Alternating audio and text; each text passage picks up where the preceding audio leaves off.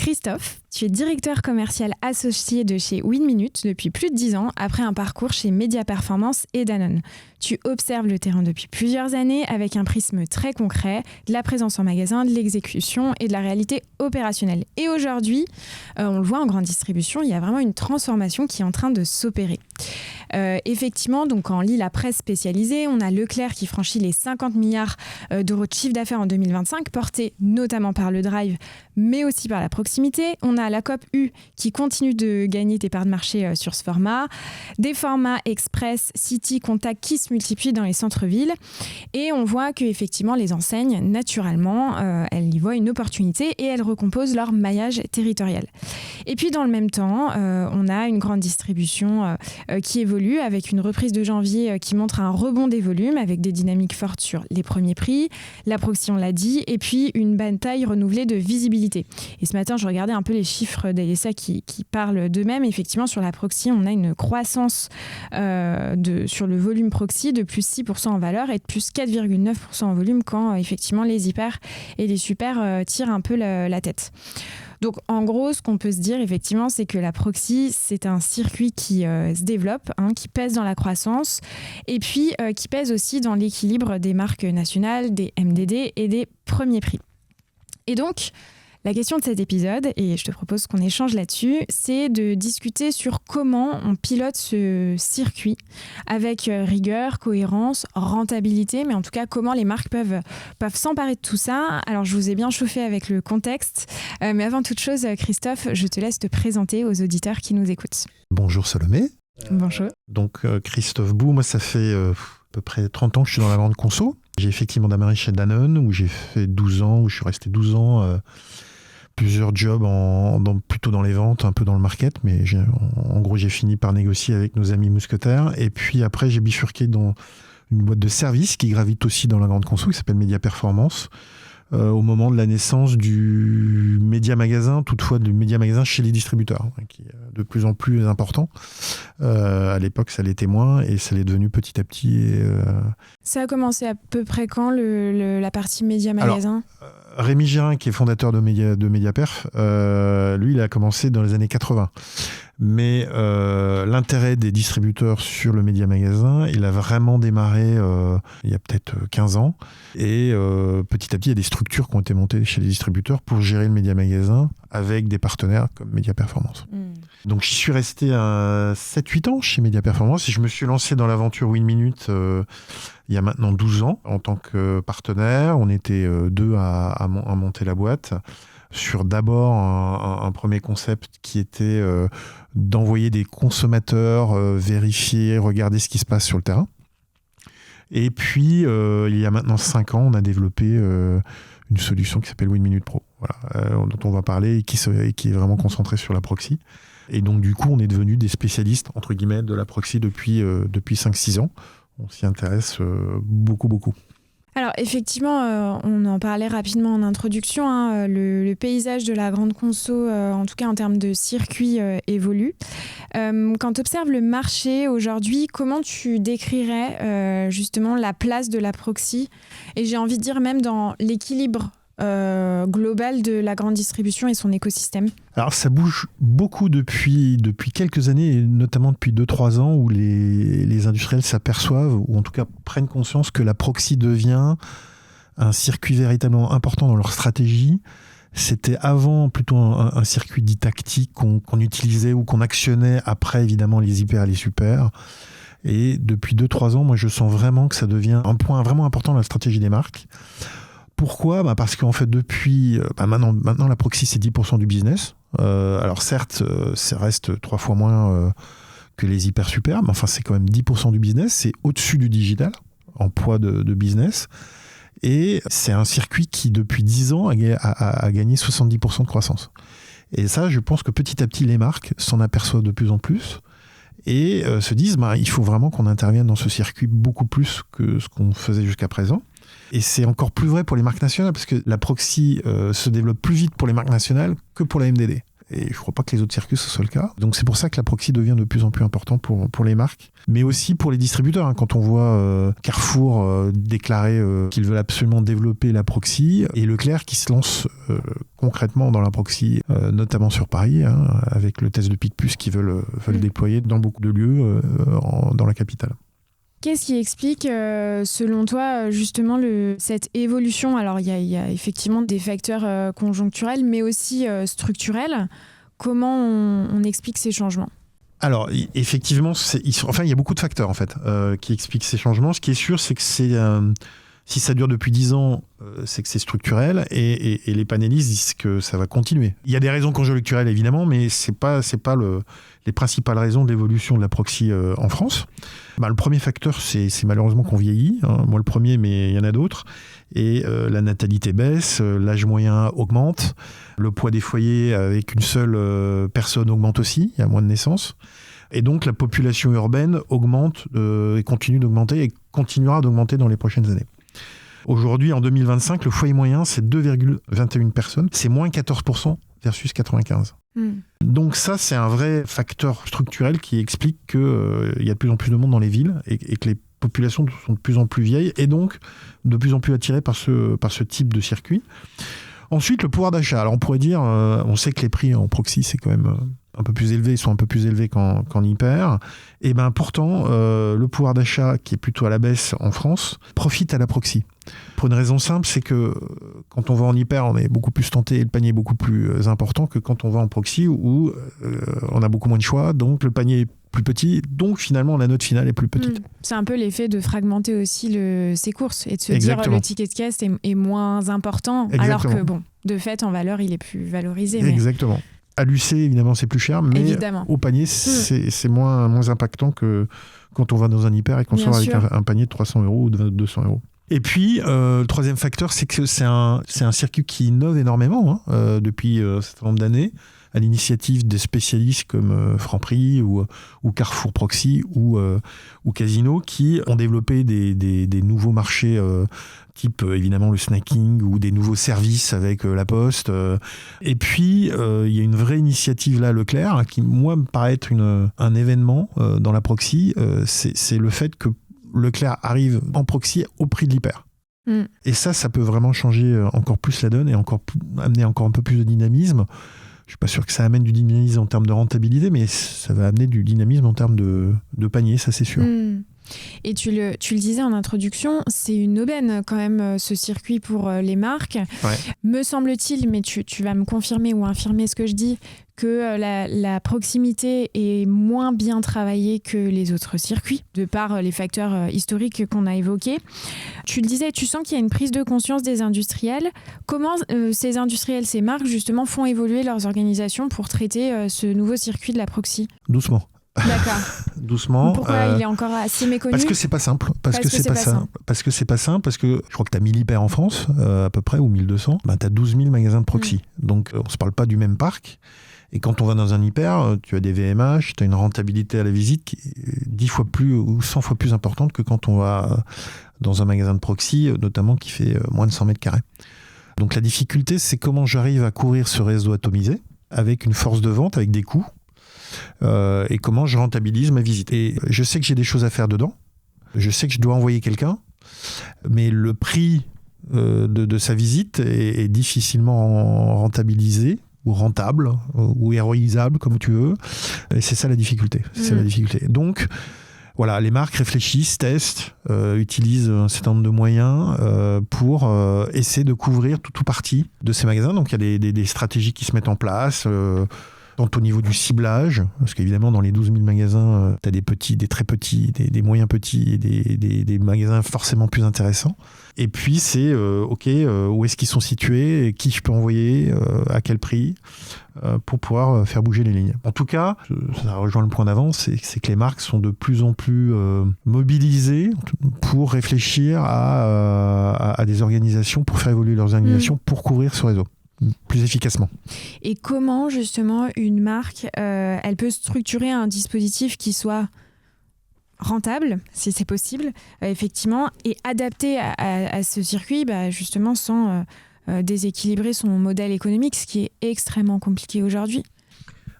Déjà, elle part de son existence. C'est-à-dire que généralement, les marques ont déjà quelque part de dispositifs, soit des vendeurs à eux qui vont déjà faire un peu de proxy, soit ils ont des stagiaires, soit ils ont des alternants. Donc, ils partent d'une feuille qui est généralement pas blanche. Ils ont toujours quelque chose qui est déjà plus ou moins en place. Donc, pour moi, le premier des trucs, c'est réfléchir à la stratégie et déjà acheter des données qui permettent de réfléchir à la meilleure façon d'attaquer ce réseau. Le deuxième point, ensuite, c'est faire le tour de tous les dispositifs. Donc, il n'y en a pas 36. Il y a des vendeurs internalisés avec un certain coût. Ensuite, quand on descend dans le coût, vous avez des forces de vente externalisées avec un coût moindre, mais il reste un coût. Ensuite, vous avez des forces de vente externalisées mutualisées.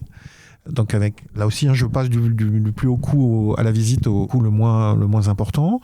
Et puis après, vous descendez à force de vente d'alternants. Ou à Genco, mais ça, c'est encore un autre modèle. Alors, à Genco, c'est encore un autre modèle. Ouais. Je ne sais pas vraiment... Il y a assez peu de marques qui utilisent à Genco. C'est très spécifique. Par catégorie, exactement. Etc. Donc voilà, force de vente d'alternants. Donc ça, ce qui se développe généralement à Paris, voilà, où vous n'avez pas de voiture. Donc à partir de là, vous avez du management proche, forcément. Donc c'est plus simple à mettre en place. Et puis nous, qui se situons entre de la force de vente mutualisée et l'alternant, on a un modèle un peu à part. Du coup, tu me fais une transition parfaite. Est-ce que tu peux m'expliquer comment vous accompagnez les marques au quotidien sur la théorie et puis sur la pratique? Si tu as des exemples, évidemment, on prend. Alors nous, on s'est créé il y a 12 ans, ce que j'expliquais tout à l'heure, on s'est créé il y a 12 ans avec un concept qui était finalement assez simple à comprendre, c'est-à-dire qu'on a des consos qui sont sur le terrain tous les jours en train de faire leurs courses. On va leur demander de nous dire si tel produit est présent ou pas présent. Donc on fait du constat, on fait du store check. Le 50%, il vient de relevés de consommateurs qui nous disent dans ce magasin Carrefour City, ce produit il est là ou il n'est pas là. Donc ça, c'est ce qu'on fait historiquement, qu'on continue de faire et qui nous donne d'ailleurs la base de départ d'une action qu'on va faire ensuite avec des auto-entrepreneurs vendeurs qu'on a recrutés.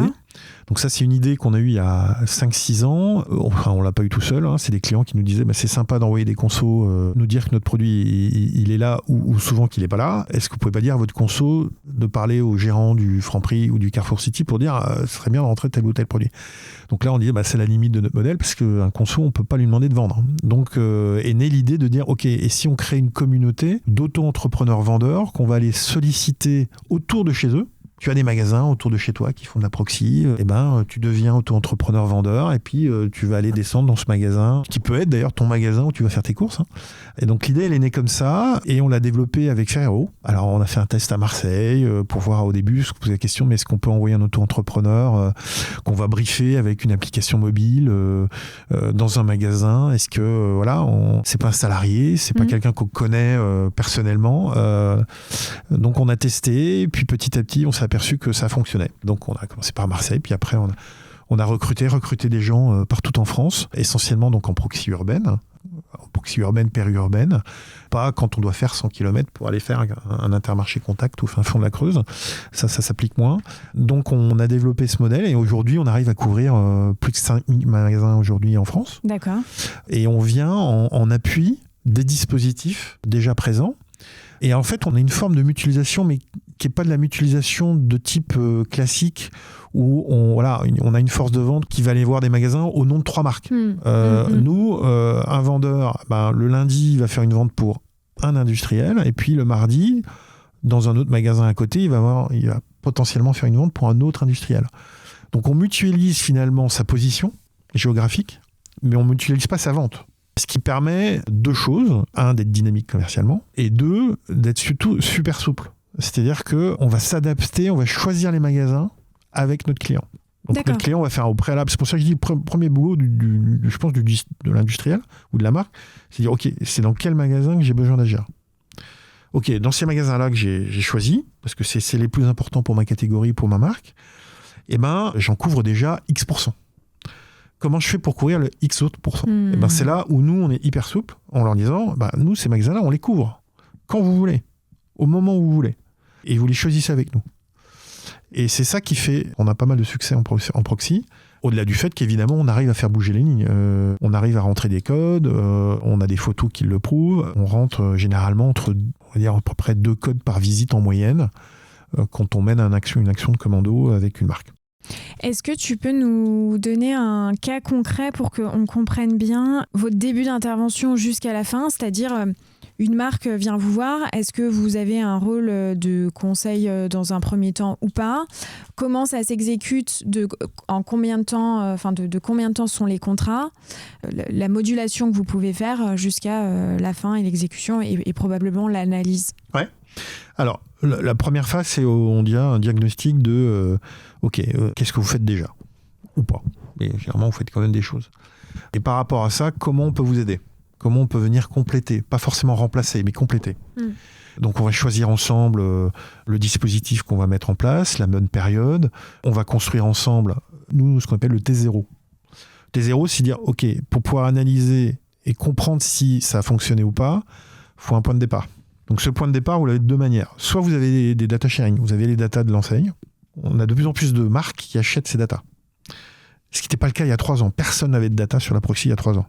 Aujourd'hui, on voit de plus en plus de nos clients qui ont... oui, mais on a de la data sharing vendue, évidemment, c'est pas gratuit. Chez Carrefour, chez Inter, chez Franprix, on commence à avoir de la donnée. Donc cette T0, on peut le construire avec ces données.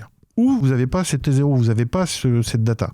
À ce moment-là, on va vous proposer de dire, nous, on peut aller la chercher en envoyant des consos qui vont aller faire le point sur un certain nombre de magasins pour dire, OK, ce magasin-là, je suis bien dedans, donc c'est pas la peine d'envoyer un vendeur, ça sera pas rentable.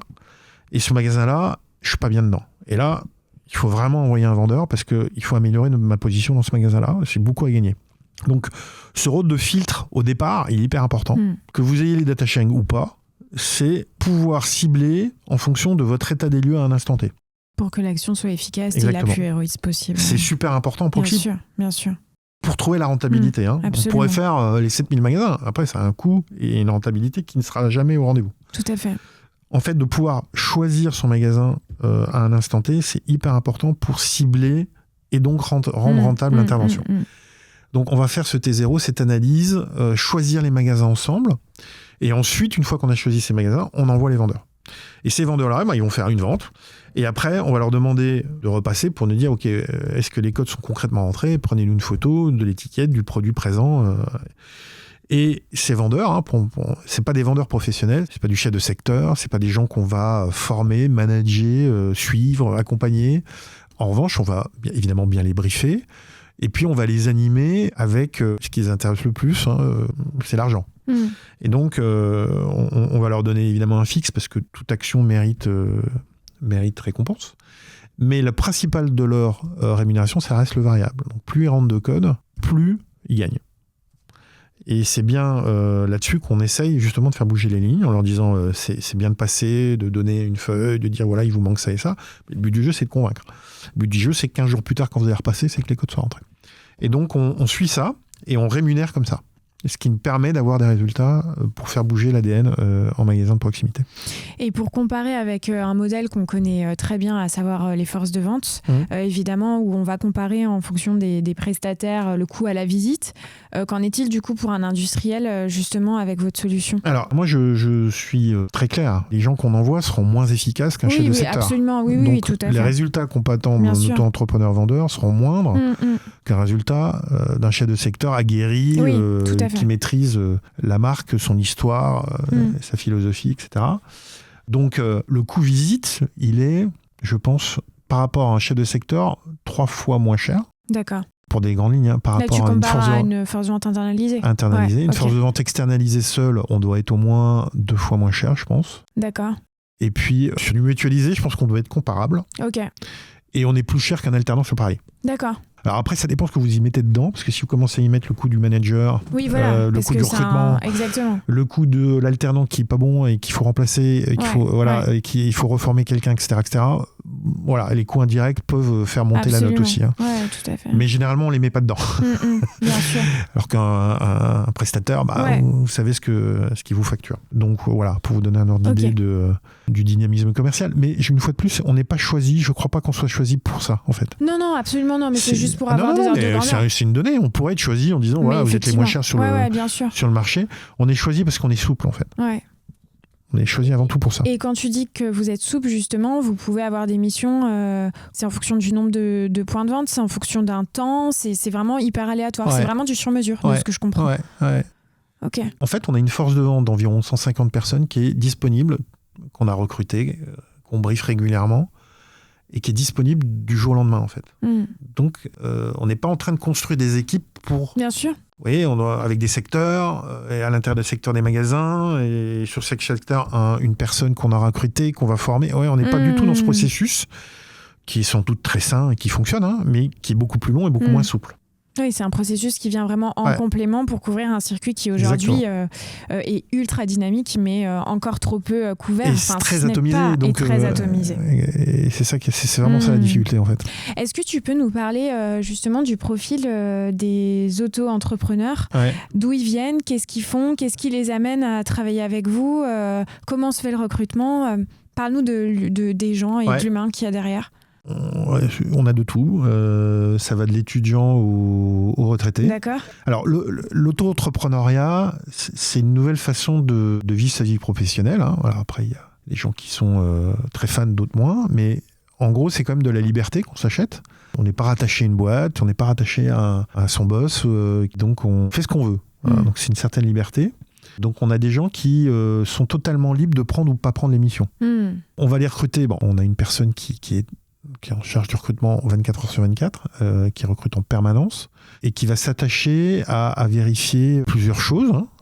Déjà que la personne, elle va représenter une marque, donc il faut qu'elle s'exprime bien, qu'elle sache tenir un langage cohérent, on va dire. Et puis, il faut qu'elle ait une expérience commerciale dans sa vie. D'accord. Alors, expérience commerciale, c'est assez large, hein. On peut être vendeur dans une boutique, on peut être, animateur dans un magasin. En tout cas, quelqu'un qui sait gérer le contact humain quelque part. Bon, une fois qu'on a vérifié ça, donc il faut que la personne soit intéressée par notre dispositif, la façon dont on les rémunère, dont on les briefe. Si tout le monde est d'accord, à ce moment-là, on fait un test sur 5 magasins et on voit 2 choses. On appelle les magasins pour être sûr que ça s'est bien passé. Et la deuxième chose, c'est on regarde les résultats. Est-ce qu'ils sont réussis à faire bouger les lignes? Voilà. À partir du moment où on a une conviction là-dessus, on va intégrer cette personne dans la communauté. Mais on a 100 CV de base. À la fin, il nous reste 4 personnes, quoi. Donc il y a beaucoup de entre guillemets déchets. Et beaucoup de filtres. Voilà. Alors c'est qui? C'est des étudiants dans des écoles de commerce qui jouent pas mal avec nous. C'est des gens qui complètent leur job en disant tiens, en fin de journée ou le matin tôt, je vais aller faire des magasins. Donc on les connaît beaucoup plus que les consommateurs qui font du store check, évidemment. On les a souvent au téléphone, donc on les connaît bien. Donc c'est comme une équipe de vente quelque part, alors qui bouge en permanence, voilà, avec beaucoup de turnover. Bien sûr. Il y a des gens qui jouent plus ou moins avec nous. Il y a des zones où on a 10 personnes, des zones où on a 2 personnes. Voilà. Donc on essaie de recruter de manière intelligente, hein, pour essayer de couvrir le maximum de zones avec des gens qui font le plus bouger les lignes possible.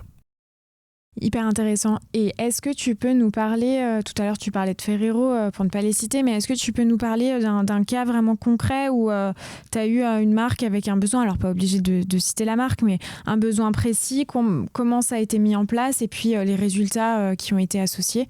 Alors, le besoin, c'est toujours le même. C'est l'ADN, c'est la présence, hein, ça revient au point de tout à l'heure. En fait, on vend 2 types de prestations.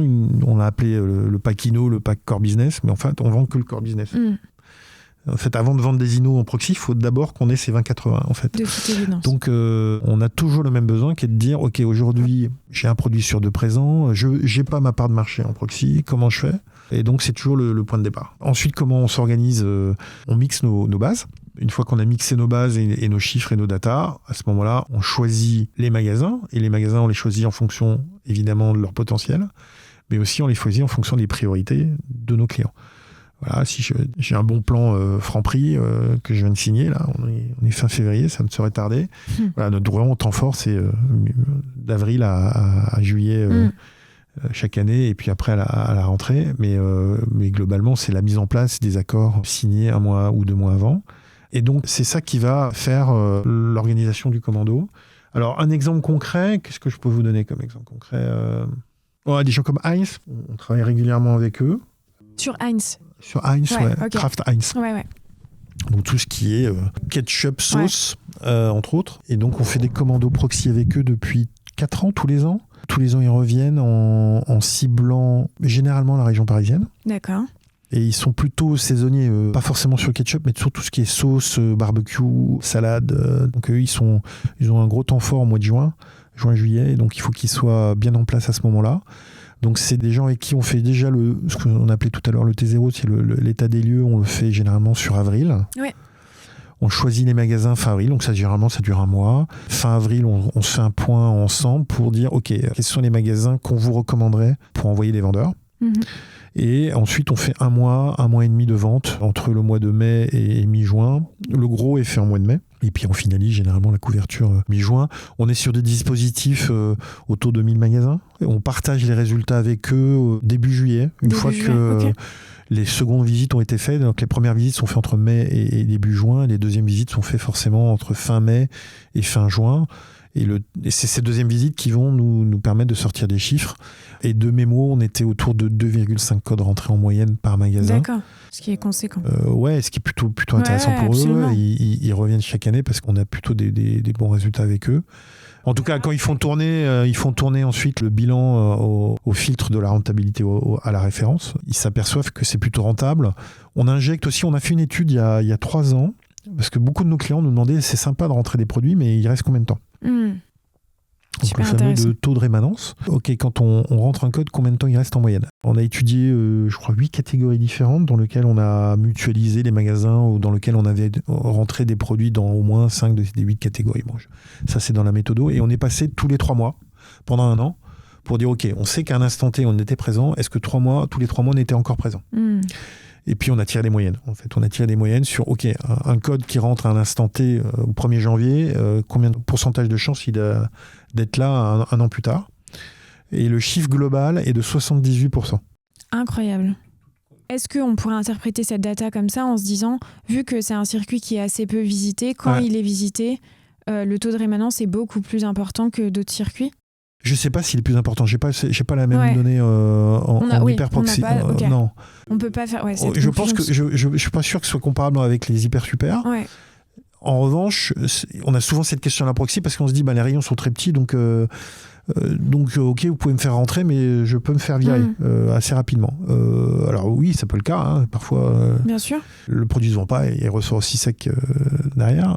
Mais en moyenne, un produit reste 78% du temps sur un an. C'est plus vrai. Alors le chiffre monte pour l'épicerie, pour le sec, et le chiffre baisse pour le frais.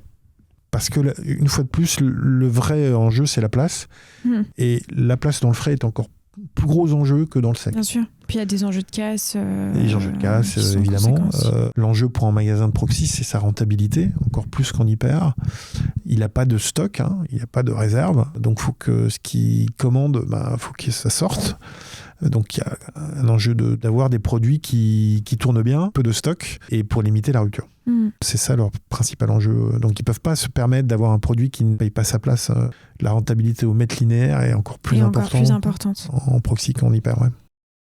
Dans la mesure où un magasin proxy a ses spécificités, et on en parlait juste là, et effectivement, de par la taille du point de vente, tu n'as pas un chef de rayon par catégorie, et donc, naturellement, on pourrait se dire moins d'expertise sur chacune des catégories.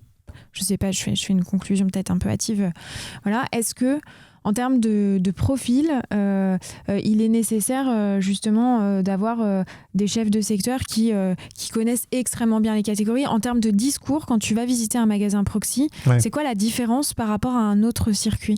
Il y a 6 mois, on s'est dit à un moment donné comment on peut améliorer notre process, notre façon de faire, etc. Donc j'ai envoyé, on envoyé toute l'équipe faire des ventes. Magnifique. Et on y va tous. On devrait tous le faire. Voilà, on a pris 10, 15 magasins chacun et après on a débriefé. Donc moi aussi, j'en ai fait 10-15. Je me suis retrouvé chef de secteur, parce que je ne l'avais pas fait depuis une trentaine d'années, mais c'était super. En fait, le premier des points, c'est qu'on s'adresse à des gens qui font tout dans le magasin. Bah ouais. Ils rempotent, ils gèrent les gens, ils font les commandes. Donc c'est hyper flash. Donc les gens vous accueillent super bien. Ils sont toujours là. Quelquefois, ils ne sont pas là, mais la plupart du temps, ils sont présents. Ils sont décisionnaires et ils ont très peu de temps.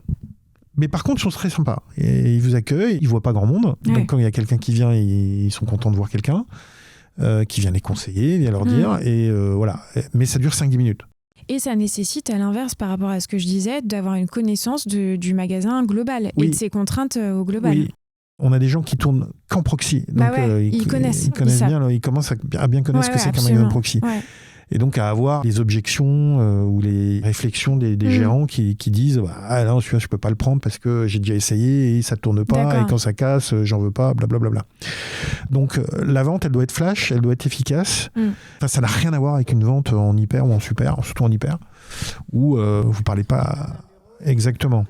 Là, le but du jeu, c'est de dire, écoute, voilà, j'ai fait le point de ton rayon, là il te manque 3 refs, je comprends pas que tu les aies pas, parce que ces 3 refs là, ils sont incontournables dans sa catégorie, et c'est ces 3 refs là, voilà la première, et voilà l'argument, la deuxième, voilà les VMH, voilà le chiffre d'affaires additionnel.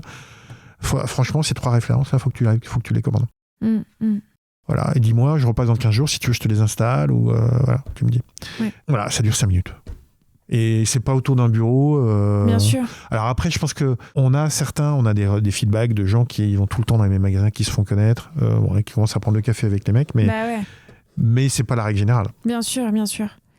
Pour conclure, est-ce que si on doit se dire, on se revoit dans 5 ans autour de ce podcast, 5-10 ans, qu'est-ce qu'on se dira de la proxy pour toi dans les prochaines années ? Moi, je pense que la proxy elle pèsera dans 5-10 ans. Je pense qu'elle sera autour de 15%. Ouais. Peut-être pas 15%. Enfin, ça sera Système U. Alors, on réfléchit beaucoup à comment l'IA peut, comme tout le monde, comment l'IA peut venir aider ce modèle. Et je pense qu'il y a beaucoup de choses qui vont permettre justement de nous aider à gérer cette contrainte d'atomisation qui est la principale contrainte. C'est un sujet général, comment l'IA peut aider à la vente de manière globale en grande conso. Alors, il y a beaucoup de choses qui se sont développées déjà, notamment dans comment je passe moins de temps à relever, faire des relevés. Ok, mais comment on pourrait vendre avec l'IA ? Comment on pourrait vendre avec l'IA ? Comment on peut sujet. Au-delà de j'ai un outil qui m'adapte mes slides au magasin, non, c'est comment l'outil fait le discours ou adapte le discours au magasin de manière dynamique. Ça, c'est un vrai sujet. Mais est-ce que ça aidera à la proxy ? Je ne sais pas. Donc ça, c'est sur la partie vente et vente en proxy. Et sur la partie réseau, je pense qu'il y a de plus en plus de marques qui vont bosser à la proxy, ça c'est sûr. Bien sûr. La proxy a le beau jour devant elle.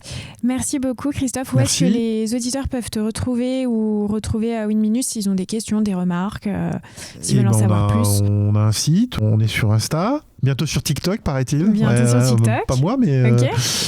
Je suis pas trop dans la cible, je sais pas pourquoi. Et sur notre site, donc sans souci. Ça marche. Merci beaucoup Christophe. Merci à toi. À bientôt.